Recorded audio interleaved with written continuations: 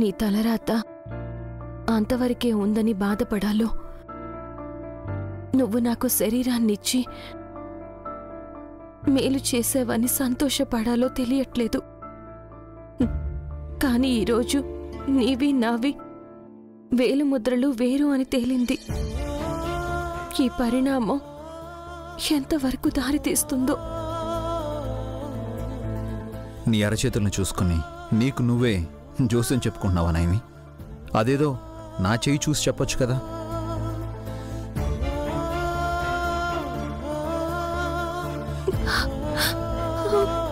నైని, ఏమైంది? ఎందుకు ఏడుస్తున్నావు? ఏం లేదు. కారణం లేకుండా కన్నీళ్లు రావు. మీరొక్కరు నన్ను అర్థం చేసుకున్నారు. మిగిలిన వాళ్లకు నేనింకా ప్రశ్నార్థకంగానే ఉన్నాను బాబుగారు. ఇదిగో ఇలా చూడు. నువ్వు ఫింగర్ ప్రింట్ వేసిన కంపెనీ పేజ్లోకి యాక్సెస్ అవ్వలేదని బాధపడుతున్నావా? నా వేలి ముద్రలు మారిపోయాయి బాబుగారు. ఎందుకు నవ్వుతున్నారు? వేలి ముద్రలు మారిపోయాయంటే నవ్వు వస్తుంది. అలా ఎలా మారుతాయి నాయని? నేనే మారిపోతే ఎందుకు మారవు చెప్పండి. నువ్వు కాదని ఎవ్వరన్నా సరే నైనివేనని నేను నమ్ముతున్నప్పుడు నువ్వెందుకు ఇలా అంటున్నావు?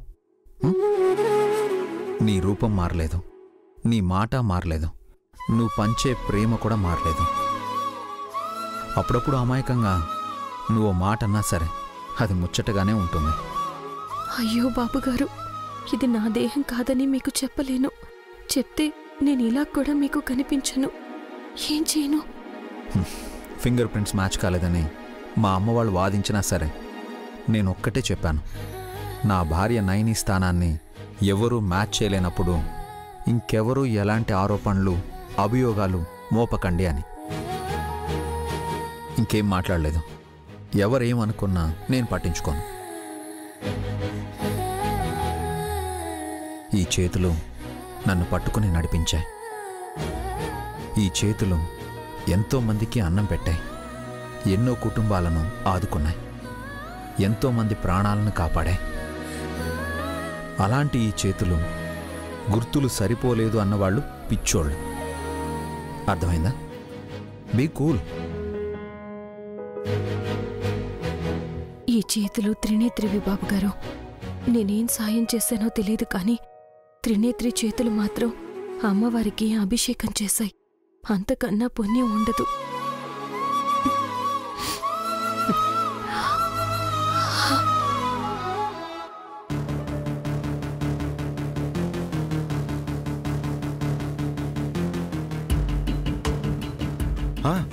మమ్మీ, తను త్రినేత్రి నయని అయితే కాదు అని తేటతెల్లమైన తర్వాత కూడా విశాల్ తమ్మి నమ్మడం లేదు అనంటే కారణం ఏమై ఉంటుంది? అవసరం. ఏమవసరం మమ్మీ? నైని కాదు అంటే ఈ వార్త గుప్పుమని పాకిపోతుంది. గాయత్రి గ్రూప్ ఆఫ్ కంపెనీస్ అధినేత్రి ఎక్కడ ఉంది అని మీడియా డిమాండ్ చేస్తుంది. సమాధానం సంజాయిషి ఏం చెప్పాలన్నా స్పష్టత లేదు. అందుకే విశాల్ చాలా తెలివిగా అలా ప్రవర్తిస్తున్నాడేమో అని నా అనుమానం. నేనైతే ఇంకొకటి అనుకున్నాను మమ్మీ. ఏంటది? తను కూడా అచ్చం పెద్ద మరదల్లా ఉంది కాబట్టి సాఫీగా సంసారం చేసుకుంటూ పోవచ్చు అనుకున్నాడేమో. నీలా కక్కుర్తి పడే రకం కాదురా విశాల్. నిప్పు. అందుకేనా ఎప్పుడు ఒళ్ళు వేడిగా ఉంటుంది? ఉడుకు రక్తం రాది. పైకి శాంతంగా కనిపించే విశాల్ శరీరంలో ప్రతి అణువు పాదరసంలా పనిచేస్తూ ఉంటుంది. అందుకే మేధావి అని బిజినెస్ వరల్డ్ మెచ్చుకుంటుంది. మనం వాణ్ణి పొగిడితే మనకు బెనిఫిట్ ఏం ఉండదు మమ్మీ. నైని కాదు అని త్రినేత్రి ఎవరో మాకు కూడా తెలీదు అని బహిరంగంగా మనమే ప్రచారం చేసేస్తే ఉపయోగం ఉంది అంటే చెప్పు, గొంతు చించేసుకుంటాను. గుడ్డలు చించుకున్నా లాభం లేదురా. ఎందుకు మమ్మీ? అరిచే కుక్క కరవదు, కరిచే కుక్క తోక ఊపదు. ఏం చెప్పాలనుకుంటున్నావో కొంచెం అర్థమయ్యేలా చెప్పు మమ్మీ. మనం ఎన్ని ప్రయత్నాలు చేసినా తేలిగ్గా తీసుకుని విశాల్ని సెంటిమెంట్తో దెబ్బతీస్తూ మనం క్యాష్ చేసుకోవాలి. You have any idea? చెప్తాను. చెవి దగ్గరగా పెట్టినా మమ్మీ? అక్కర్లేదు, ప్లాన్ ఏంటో విను. సరే చెప్పు మమ్మీ.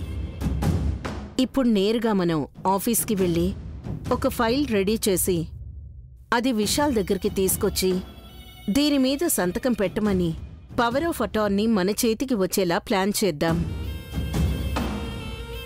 అప్పుడు మనమే ఆ చైర్లో కూర్చుంటాం. అది నయనికి తెలియకుండా, నయన్ని లేకుండా. బాగానే ఉంది, కానీ ఒప్పుకుంటాడా? వెంటనే వెళ్ళకూడదురా. నిదానంగా 2 రోజులు లేట్ అయినా పర్వాలేదు.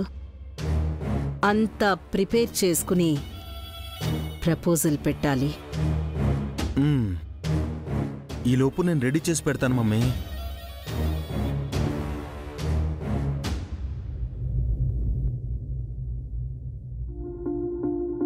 బ్రో, ఈ కంపెనీకి సంబంధించి పవర్ ఆఫ్ అటార్నీ నైని వదినకుంది. తను సంతకం పెడితేనే ఓఆర్జీ కంపెనీ నుంచి రావాల్సిన 60 కోట్లు వస్తాయి. మా అక్క ఒక్క సంతకానికి 60 కోట్ల విలువనా? అది ప్రాజెక్ట్లో భాగమమ్మా. ఏ గాయత్రి, ఆ పేపర్లు విలువైనవి. నువ్వు వాటిని చించేసేలా ఉన్నావు.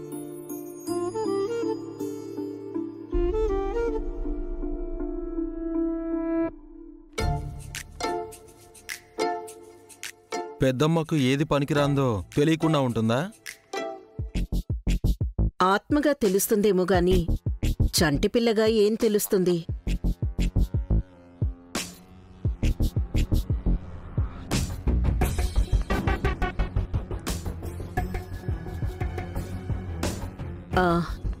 ఇదిగో నాన్న, ఈ ఫైల్ మీద నువ్వు సైన్ చెయ్యి. ఏం ఫైల్ అమ్మా ఇది? చదివితే 1,00,000 డౌట్స్ వస్తాయి తమ్మి. ఏం అడగకుండా సైన్ చేసేస్తే మంచిది. మంచో చెడో చూడాలి కదా. బాబుగారు, కాఫీ.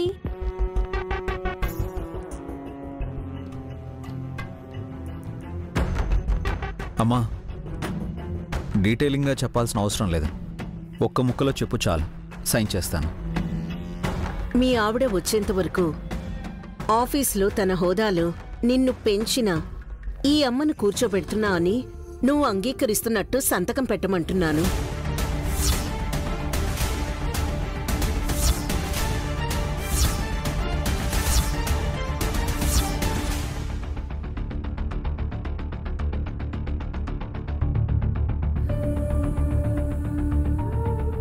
అంటే నైని ఆరోగ్యం సరిగ్గా లేదు కాబట్టి తను ఆఫీస్కొచ్చేంత వరకు ఆ పనులు నువ్వు చేస్తావా వదినా? ఏ మమ్మీ, వీళ్ళకి సరిగా అర్థం కాలేదనుకుంటా. నేను చెప్పొచ్చా? ప్లీజ్. ఇక్కడ ఉండి సర్వీస్ చేసేది నా తోడబుట్టిన అక్క కాదని, దేవీపురంలో యాక్సిడెంట్ అయిన మా నైనక్క ఆస్పత్రిలో అడ్మిట్ అయ్యాక ఏమైందో తెలీదని, అందుకే అసలు సిసలైన మీ శ్రీమతి గారు ఇంటికొచ్చేంత వరకు అధికారికంగా అత్తయ్య గారు ఆఫీస్కొస్తారని అర్థం.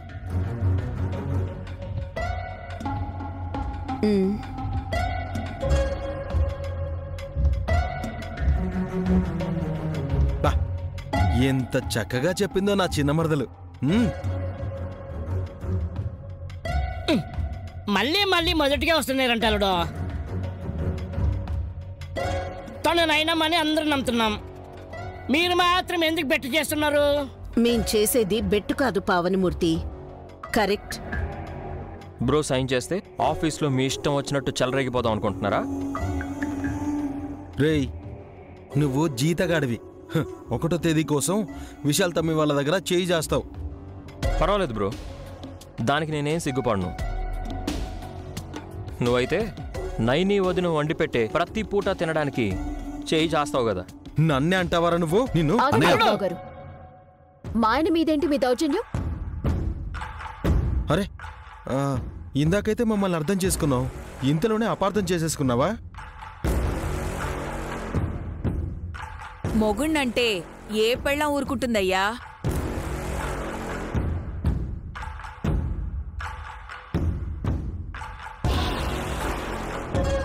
సుమన, నువ్వు నన్నే వెనకేసుకు రావాల్సిన అవసరం లేదు. ఇప్పుడు పైకి మంచిగా మాట్లాడుతావు కానీ నువ్వు మా అమ్మ వాళ్ళతో ముందే మాట్లాడుకొని ఏమీ తెలియనట్టుగా ఇక్కడికి వచ్చి కూర్చొని ఉంటావు.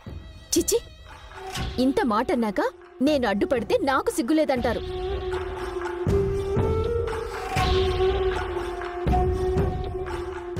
అయ్యో, ఎందుకలా నొచ్చుకుంటారు? భర్త అన్నాక ఒక మాట పడాలి. భార్య అన్నా సరే భర్త అర్థం చేసుకోవాలి. ఇంకా ఆప్తావా? నువ్వు మా అక్కవో తెలీదు, కాదో తెలీదు. ఈ అయోమయం వల్లనే అత్తయ్యకి అనుమానం వచ్చి ఆఫీస్కి వెళ్తానంటోంది.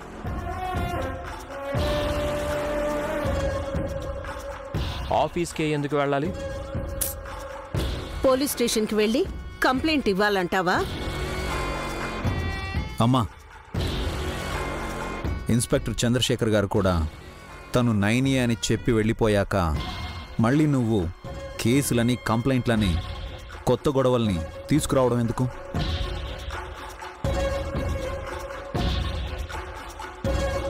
వాళ్ళకి డౌట్ వచ్చాక రోజు ఇలాగే చేస్తుంటారు విష్.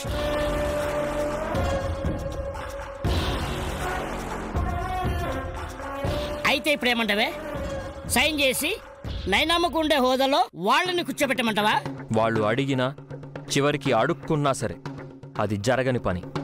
షటప్!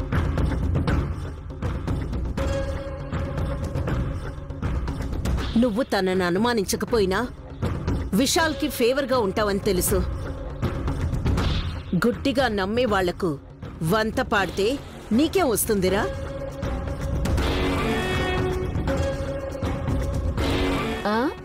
ఇంకొంచెం జీతం పెరుగుతుందనేమో. అరేరే, ఎందుకలా మాట్లాడుకుంటున్నారు? ఒకే ఇంటి సభ్యులు, కానీ మీలో మీకే ఇన్ని గొడవలున్నాయంటే ఆశ్చర్యంగా ఉంది.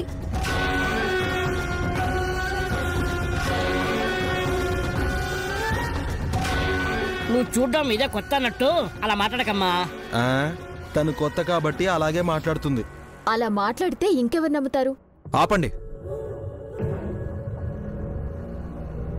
ఎందుకీ న్యూసెన్స్? నైని ఇప్పట్లో ఆఫీస్కి వచ్చేలా లేదు కాబట్టి అమ్మ కోరినట్టే నేను మేనేజింగ్ డైరెక్టర్ పదవిలో కూర్చోబెడతాను. సరేనా? Very good.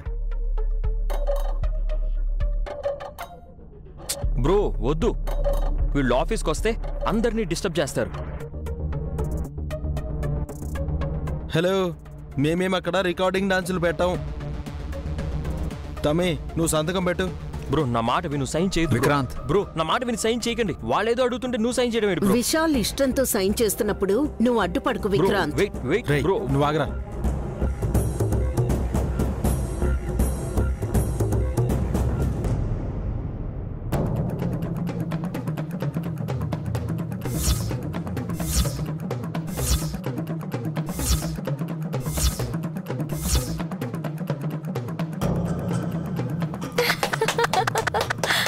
ఏయ్, అరే ఎందుకు చప్పట్లు కొడుతున్నావు? అధికారికంగా బాబుగారు దీని మీద సంతకం పెట్టినా గాయత్రి పాప కాఫీ వలకపోయేగానే ఇప్పుడిది చిత్తు చెత్త కాగితం అయిపోయింది. అవునా?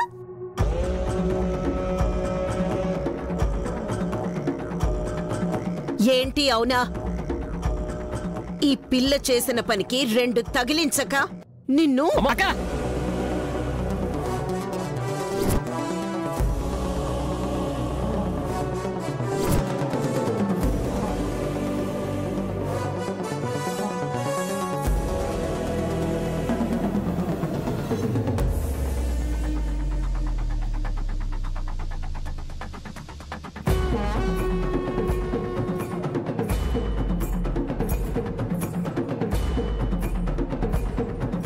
చెయ్యి వదులు. అమ్మ అని బాబుగారు మిమ్మల్ని పిలవలేదు. కన్న తండ్రిగా తన కన్న తల్లిని పిలిచారు. ఆ ఫోటోలో ఉన్న గాయత్రీదేవి గారే మళ్లీ తన కూతురుగా పుట్టారని అందరూ నమ్మినట్టుగానే నేను కూడా నమ్మినందుకే మీకో మాట స్పష్టంగా చెప్పదలుచుకున్నాను. విక్రాంత్ బాబుగారిని సంతకం పెట్టద్దు అన్నా సరే మీ పోరు పడలేక సంతకం పెడుతున్నారని గాయత్రి పాప కాగితం మీద కాఫీ పడేలా చేసింది.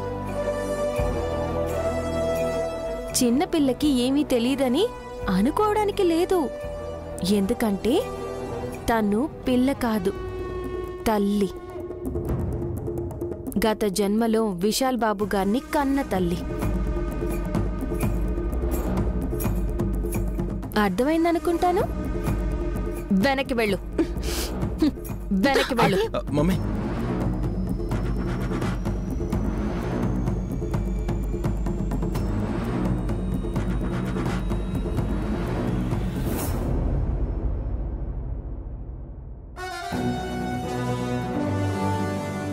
నిన్ను నయని అని వీళ్ళందరూ నమ్మి మోసపోతున్నా నేనైతే నమ్మను.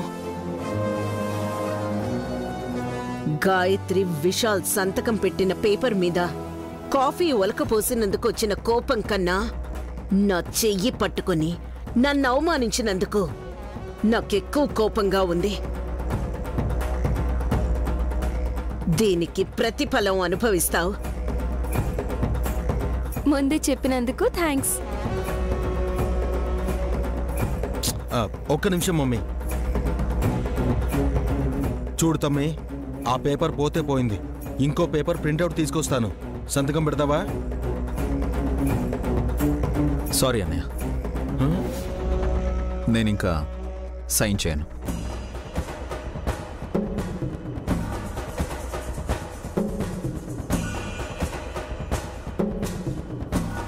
ఆవిడ గారు అంత బాగా అమ్మ గురించి వివరించాక ఎందుకు సంతకం చేస్తారు? నువ్వుండవే. గొడవ సద్దుమణిగేలా ఉంటే నెయ్యి పోయాలని చూస్తావు. సంతకం ఒక్కసారి పెడతారు, మళ్ళీ మళ్ళీ పెట్టడానికి అదేం ప్రసాదం కాదక్కాయ్. చెప్పారు కదా, ఇంక వెళ్ళండి అమ్మా. ఇద్దరు వెళ్ళి మాట్లాడుకోండి. నెక్స్ట్ సీన్ మా ఇద్దరిదే అని నువ్వు చెప్పాల్సిన అవసరం లేదురా. ఏం మాట్లాడుకోవాలో మాకు బాగా తెలుసు. నువ్వు పద మమ్మీ.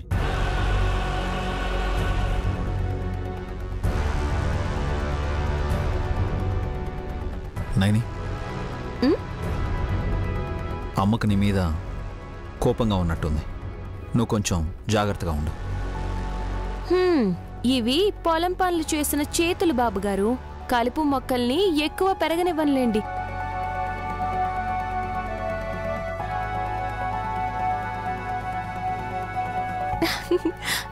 పాప, కొంచెం పక్కకెళ్ళి ఆడుకోమ్మా. ఇదంతా క్లీన్ చేసేస్తాను.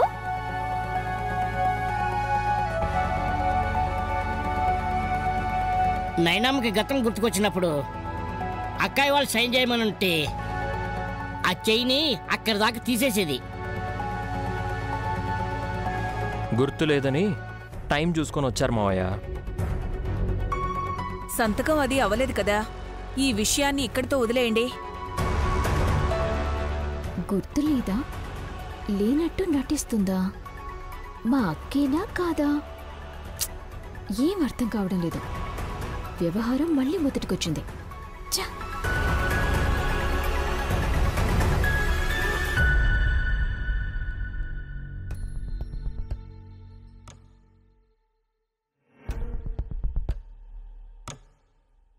ఏంటలా డల్గా కూర్చున్నావు? ఏ రాయి దొరక్క ఎందుకు? తలకేసి కొట్టుకుందామని. నీకెందుకు శ్రమ? బండరాయి తెచ్చి నీ నెత్తి మీద నేనేస్తానుండు. ఆగవయ్య బాబు. ఏం జరుగుతుందో అర్థం కాని స్థితిలో ఉన్న భార్యని బుజ్జగించకుండా పైలోకానికి పంపిస్తానంటారేంటి? నీ ఆత్మకి శాంతి కలిగిద్దామని. బతికున్నప్పుడు మనశ్శాంతితో ఉంటే చాలు. ఇప్పుడు నీకు వచ్చిన సమస్య ఏంటో చెప్పు.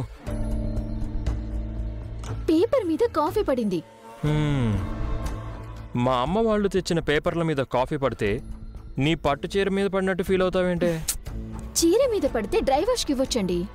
పాపం వాళ్ళ పేపర్ను ఏమీ చేసుకోలేరు కదా. అప్పుడే అన్నాను కదా, వాళ్ళు గూడు పుటాని చేయడంలో నీది కూడా భాగం ఉంది అని. రామచంద్ర, చచ్చినా అందులో నా పాత్ర లేదు. నువ్వు చస్తే ఇంక నీ పాత్ర ఎందుకుంటుంది? ముందు నా మాట వినండి. మా అక్క, అదే కొత్తక్క, మీ అమ్మ చెయ్యి అంత గట్టిగా పట్టేసుకుని అలా ఎలా వార్నింగ్ ఇచ్చిందంటారు?